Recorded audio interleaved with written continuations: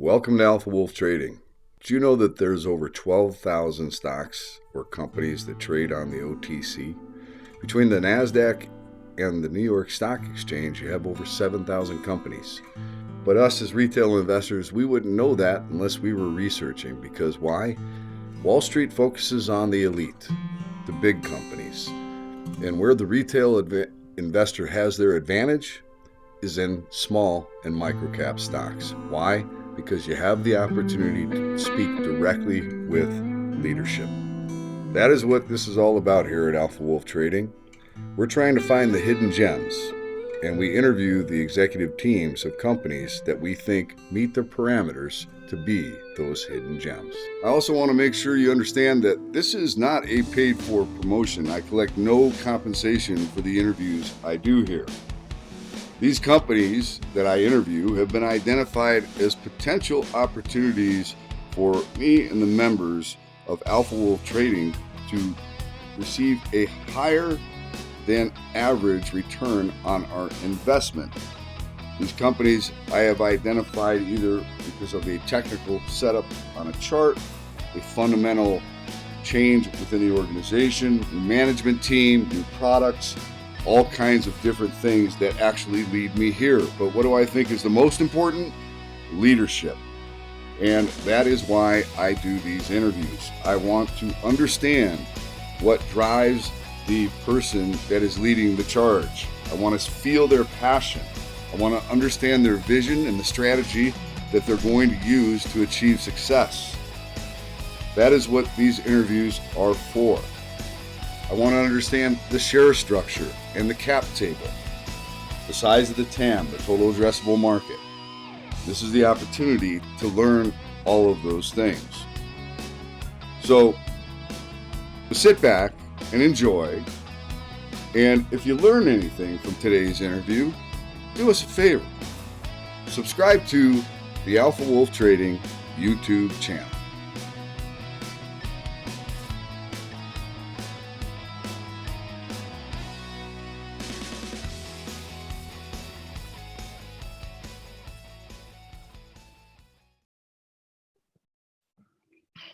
Hey everybody, Tim from Alpha Wolf Trading coming at you with another follow-up interview from still one of my favorites. Been a rough road here recently, and that's why I'm glad we've got the opportunity to do a follow-up here.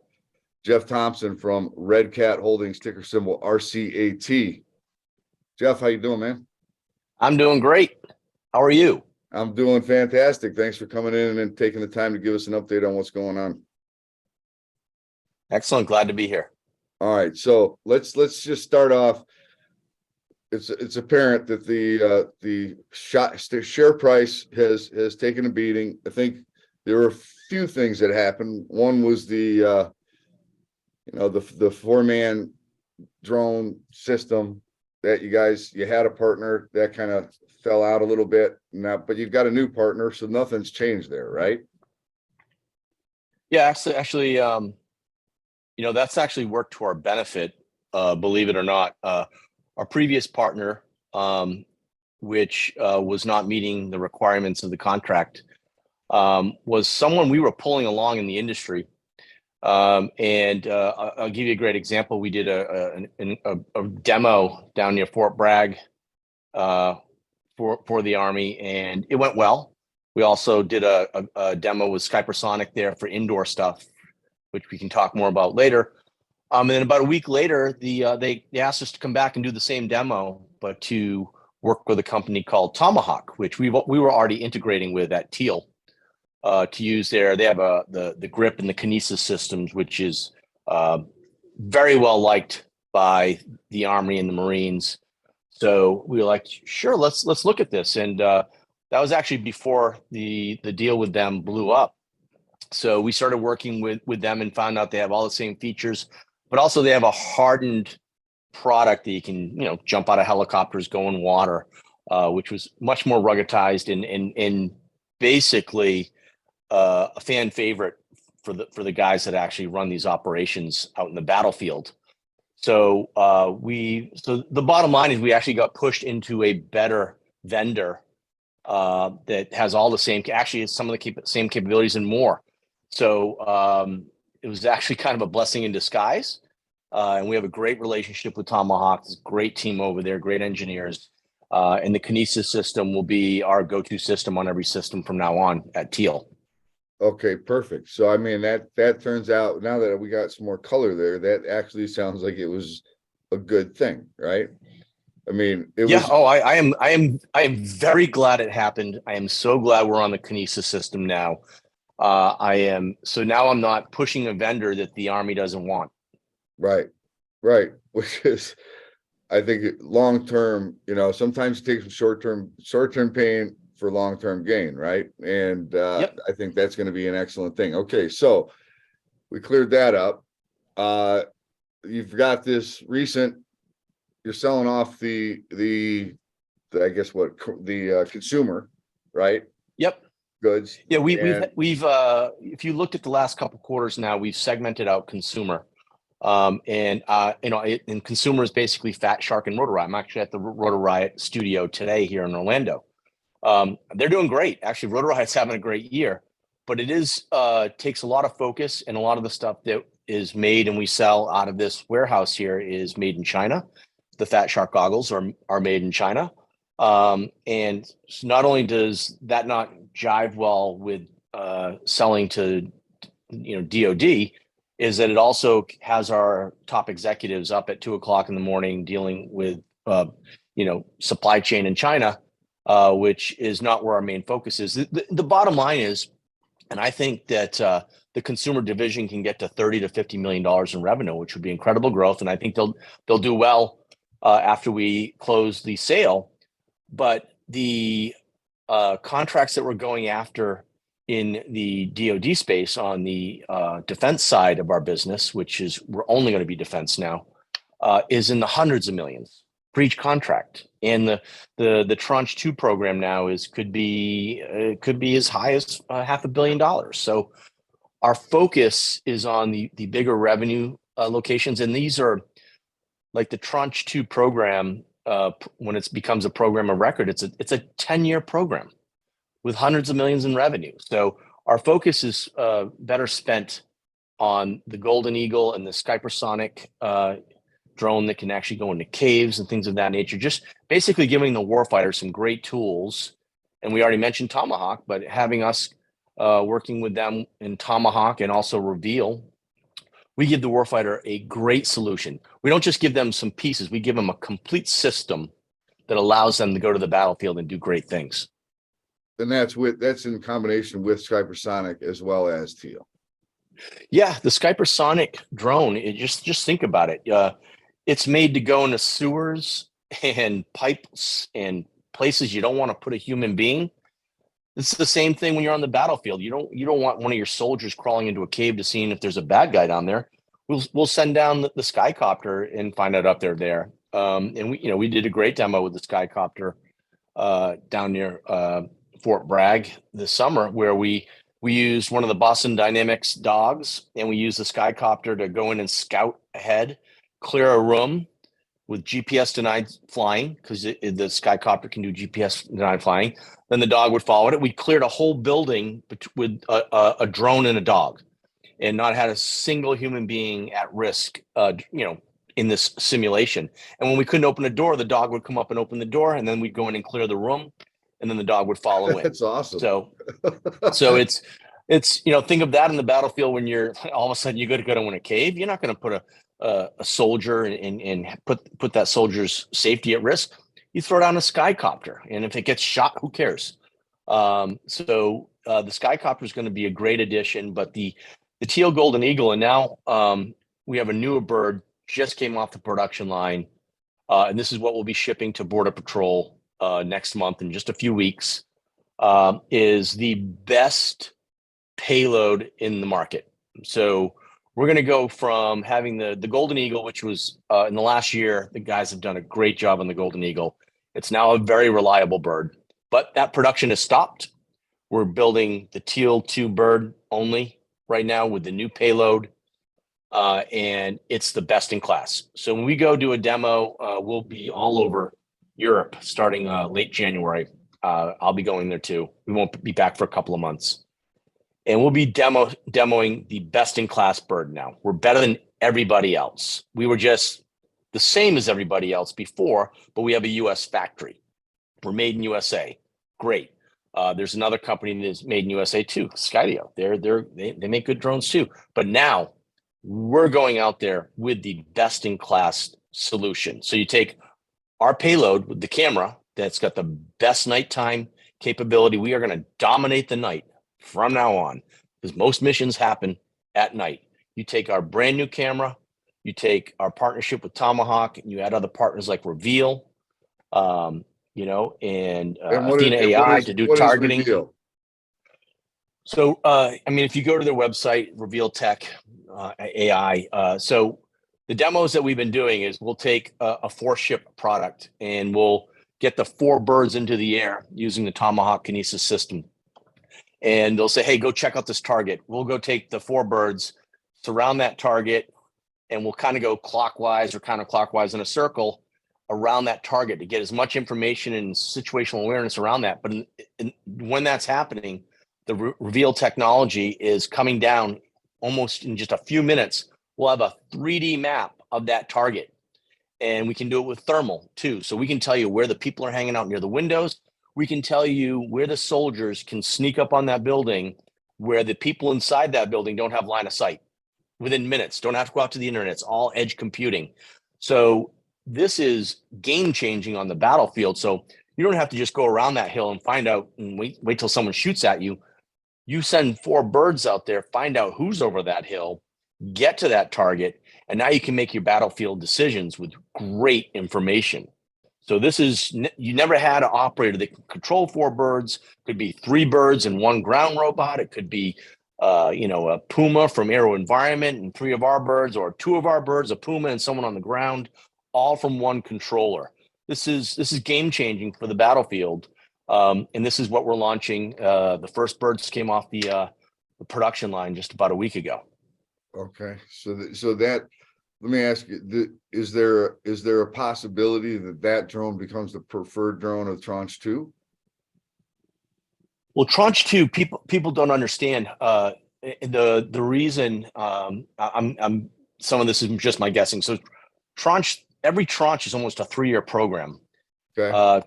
Tranche 1 was almost 3 years ago now, and the immediate need for drones on the battlefield did not need to be stretched out another 3 years. So the capabilities of Tranche 3 are putting into Tranche 2 to get drones into the warfighter's hands quicker. So great decision. This is everyone's complaining about the military not acting quick enough to get tech into the battlefield. This is a great example of the Army and the DIU making some great decisions to put Tranche 3 into Tranche 2 to do exactly that, and to get newer tech into the battlefield quicker. But the bottom line is say we get a $400 million contract for Tranche 2, they'll give us a big chunk up front.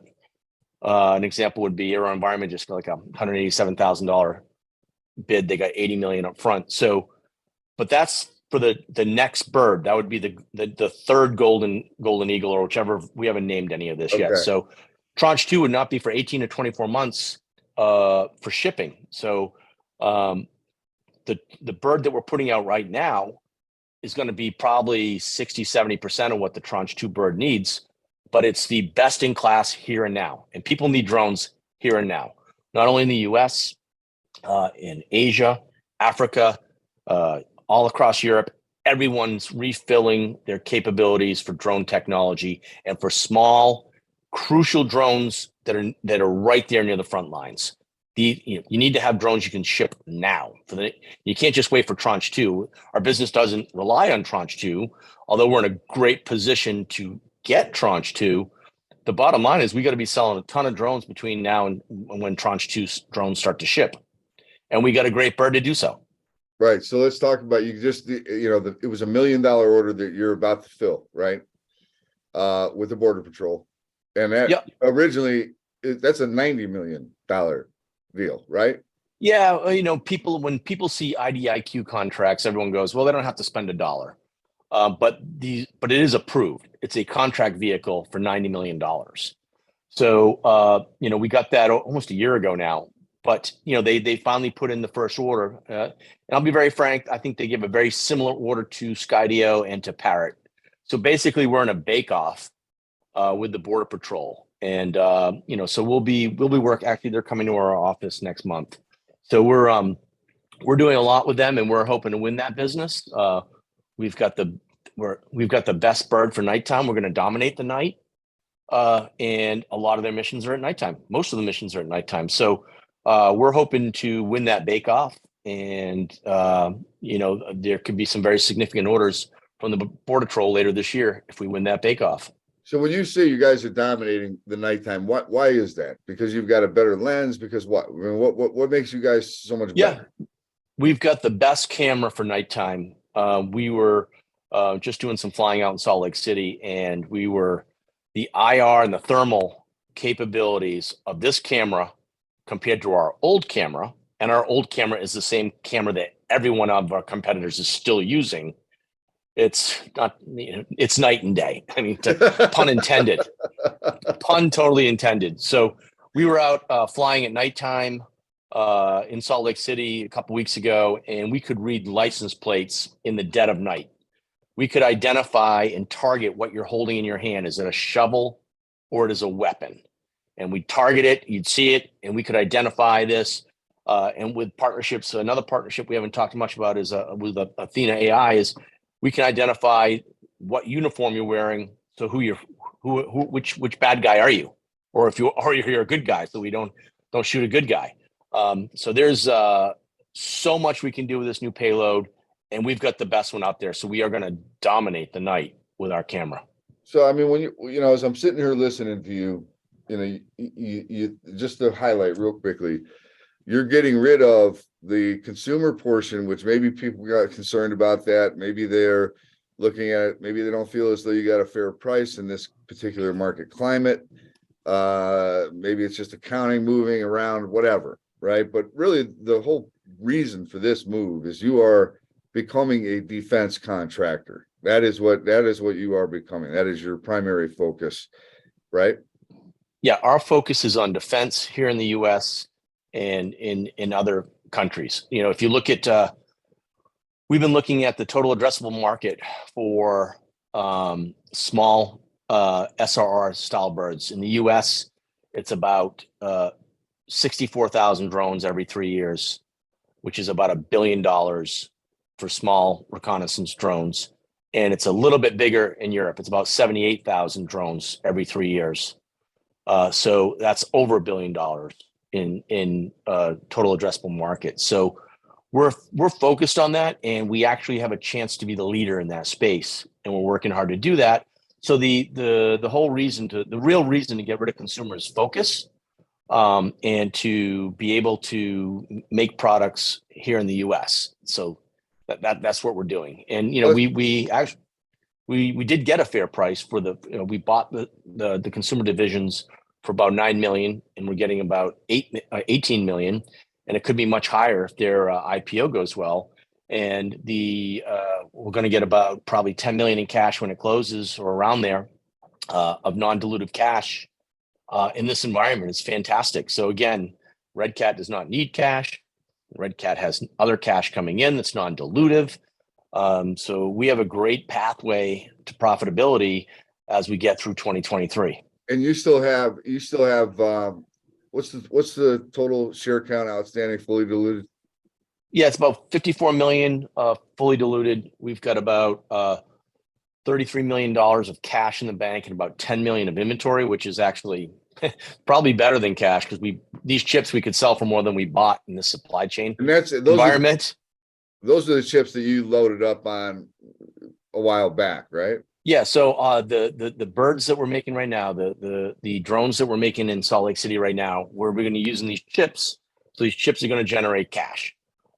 So if you look at our cash literally the 10 million in inventory is worth more than $10 million,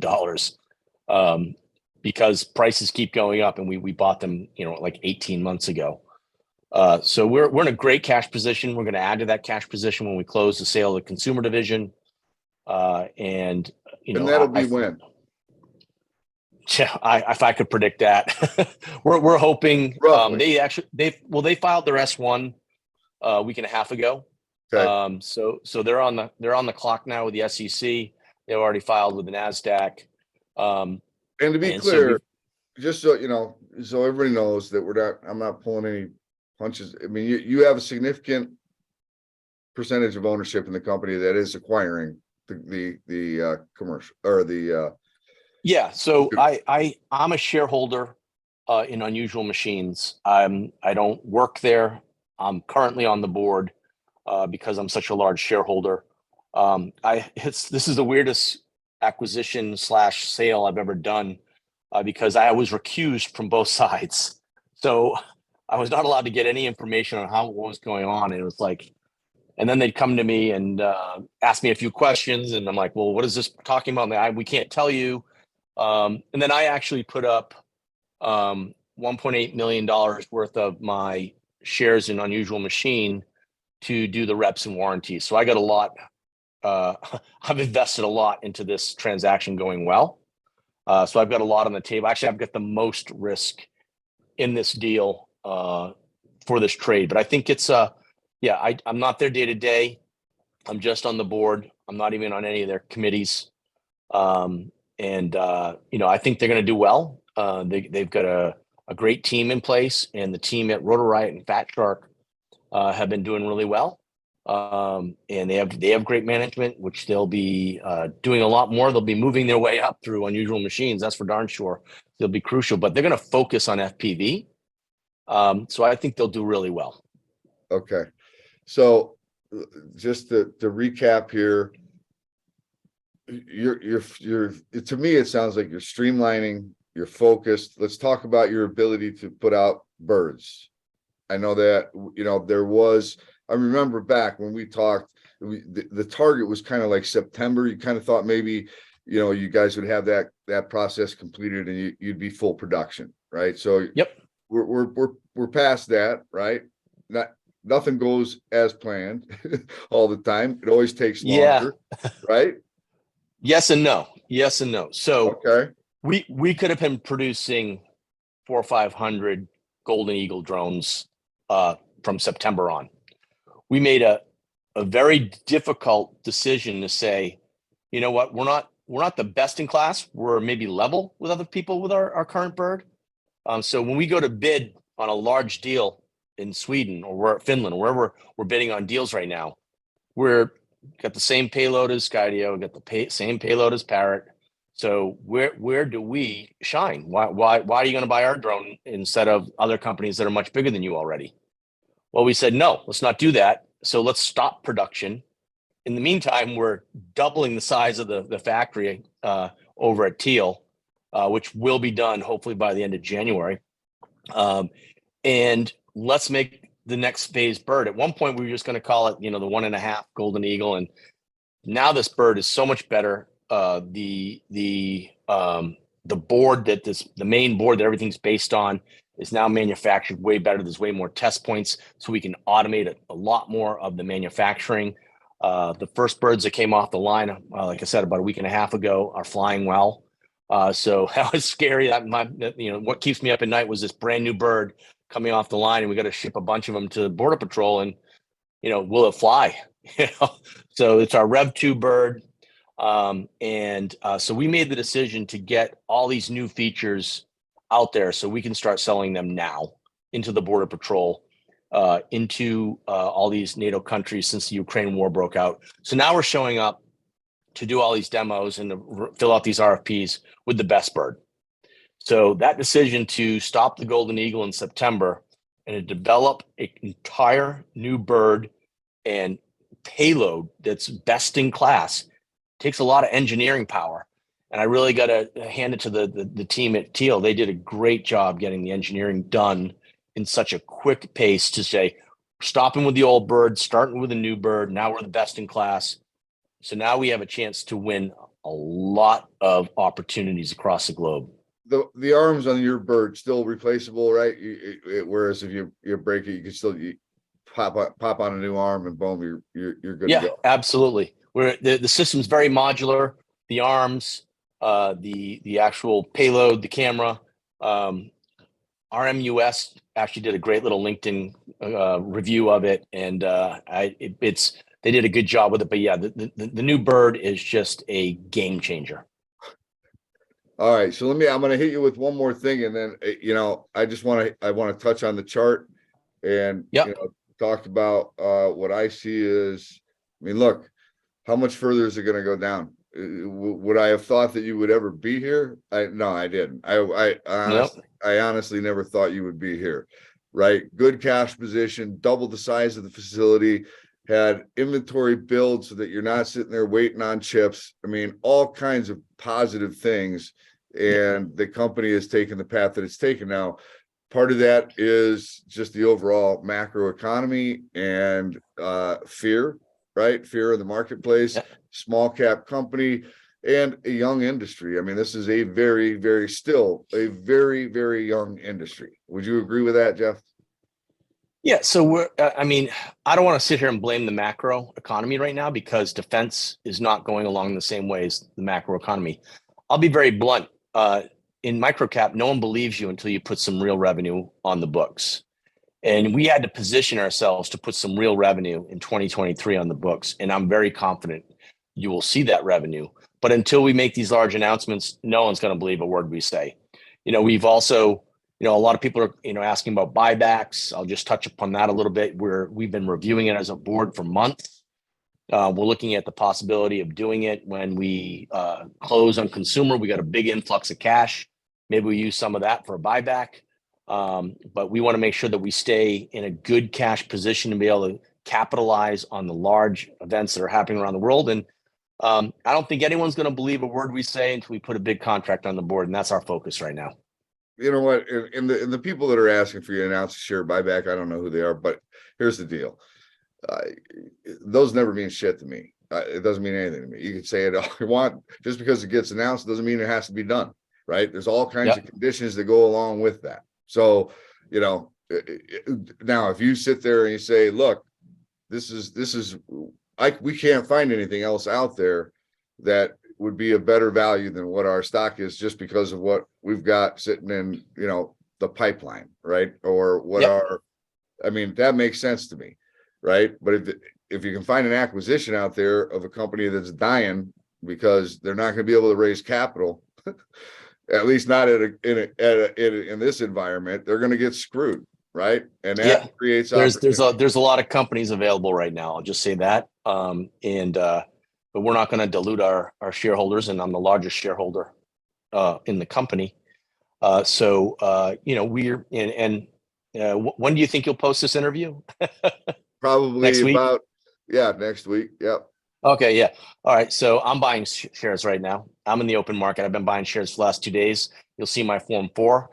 I haven't been able to buy shares for 160 days because of our weird year end of April.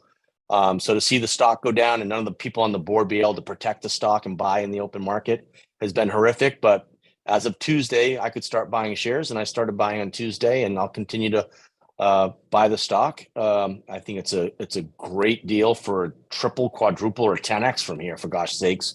I do not do financial advice. I just run drone companies. But I mean, I can't see a better use of my cash right now than buying my own shares. So that speaks volumes. So look, what you just said, and I'm glad you highlighted it, because what you just said does matter to me, right? When the CEO is out there buying in the open market, that says something to me. That's more than just announcing a share buyback. And if there are other executives within the organization that are also stepping up to the plate and buying in the open market, it means one thing to me, right? Yep. People are people. They buy because they think this is a deal, and who knows better as to whether or not it's a deal than the people that are leading the charge, right? So that to me is significant when the insiders are buying in the open market. So and then guess what?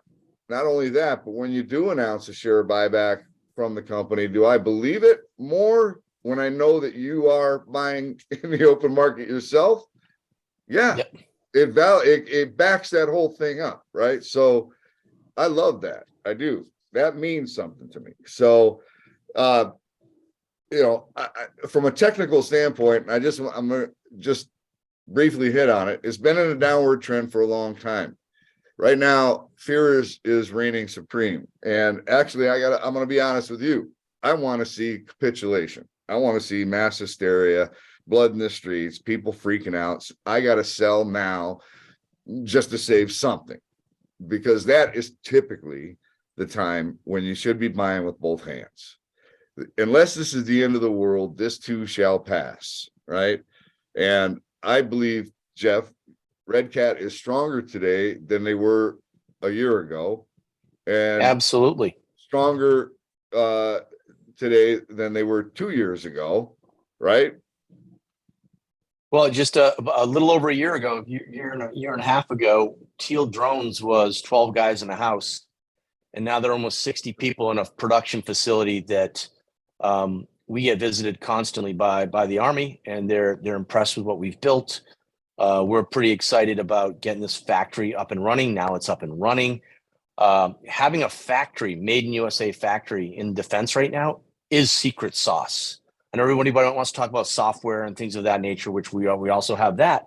But having a factory that can make made in USA at scale is secret sauce right now. And, you should talk about the end of the world. A lot of people think it's the end of the world because of the global unrest. Well, we're here to save the end of the world. We're here to put drones in warfighters' hands so they can do better things or to deter people from starting these wars. So we hope we're part of the solution of ending the world.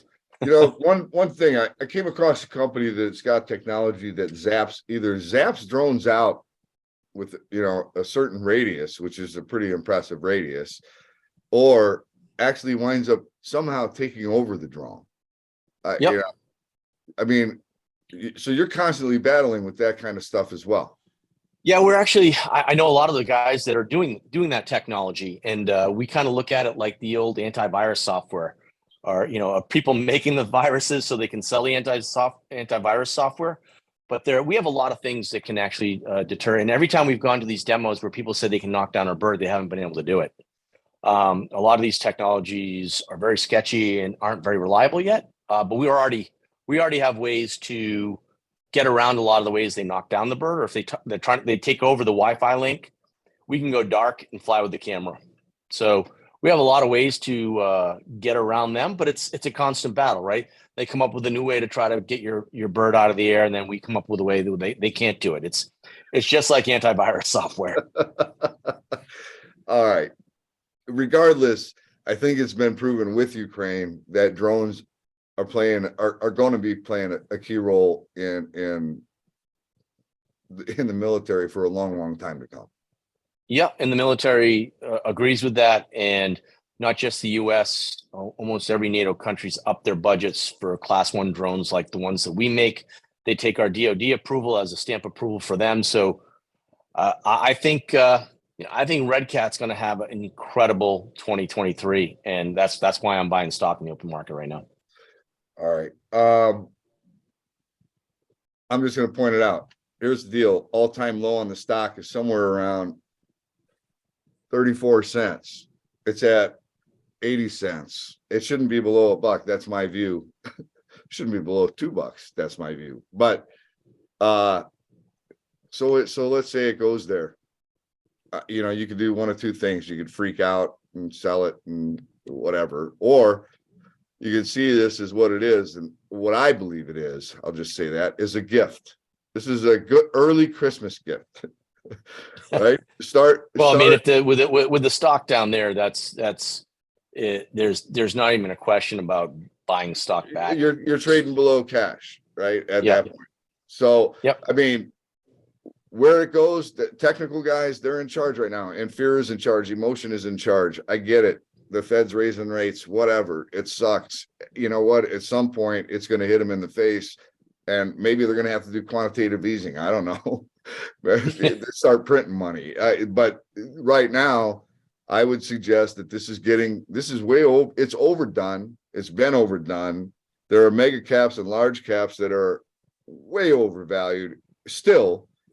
And maybe that's going to create more pressure on the markets. But this stock right here, in my view, this is a gift right here at this price. Well, it's I mean, I'm not a trader, but if you do listen to the talking heads on all the financial channels, everyone says the same thing. It's going to suck for 6 months because every bank in the world is saying they're going to be, raising interest rates. So the global environment is for the next 6 months, we're going to raise rates, which means equity's down.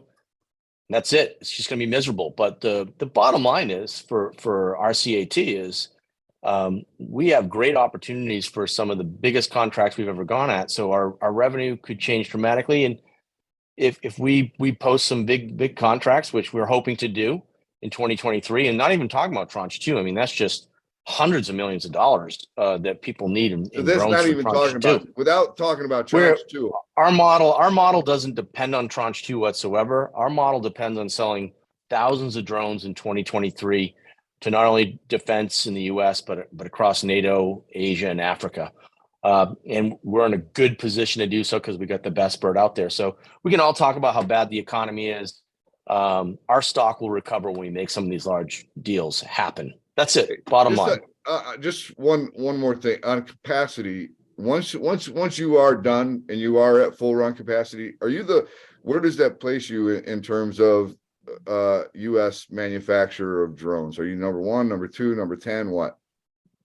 I don't have access to the other company that makes U.S. drones. There's only one other. Okay. And they're private. But we believe we're moving up the ranks very quickly. We became one of the top 3, which is very hard to do in just 1 year. And now we're looking to be number 1. So, I mean, we can build thousands and thousands of drones per month. So we can meet all the needs of in the current Army facility. In the current facility. And when we're done with the other side of the building in January, I mean, that capacity goes way up. Way up. All right. So we need the sales first. And once we get the sales, the manufacturing's there and ready to make some. But to have that capability, to be able to pump out that kind of volume is significant. Like you said, manufacturing made in the USA, man. Right. It's our special sauce. If we get a large order, we can fill it. And that's what, I mean, some of the inquiries we've gotten from the Ukraine, they're like, if we put an order in, when can you ship them and how many? They don't even ask for price. So, we're hoping as, the NDAA budget finally gets signed, there's going to be a lot of opportunity for us for here and now revenue, not even Tranche 2. So there's a lot of opportunity without Tranche 2. I mean, Tranche 2 is huge now. And we've got a great team ready, and we have weekly meetings on Tranche 2 with the people in charge. And we think we're in a great spot for Tranche 2, but if Tranche 2 never happens, we'd be fine. But we believe we're in a great spot. So we're running hard for here and now that we got a brand new bird that's best in breed.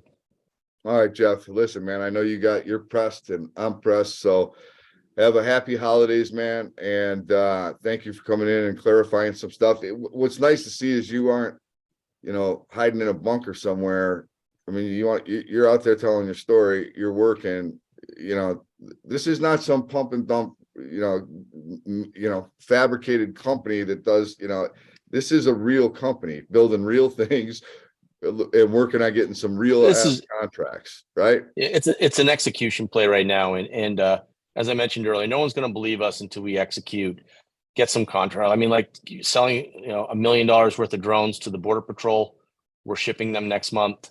That's real revenue. If we do that a couple times a month, our revenue can grow pretty dramatically just from existing contracts we have in place with contract vehicles. I mean, Border Patrol's you're not giving guidance deal right now because it would be stupid to do that, right? No, we need like 3-4 quarters of some steady sales. Purchase orders, ship. Purchase orders, ship. And once we get into that rhythm, we can give some high level guidance. But I think we're going to be in such a aggressive growth rate for the next 5 years. It'll be very difficult for us to keep up with any guidance. I mean, Tranche 2 would be like, how do you give guidance on Tranche 2? It's insanity of how big that number would be. Okay, chips, just real quick, because we got so many manufacturers now in the United States or putting up shop in the United States, right? Do you see there being a supply chain issue for you for chips for drones? I mean, you've got a bunch on the You shelf. know, yeah, we're good. I mean, supply chain delivery, even though you got them ordered, sometimes is a little rocky. But we've been able to use our balance sheet to get in the front of the shipping list. So we're doing well.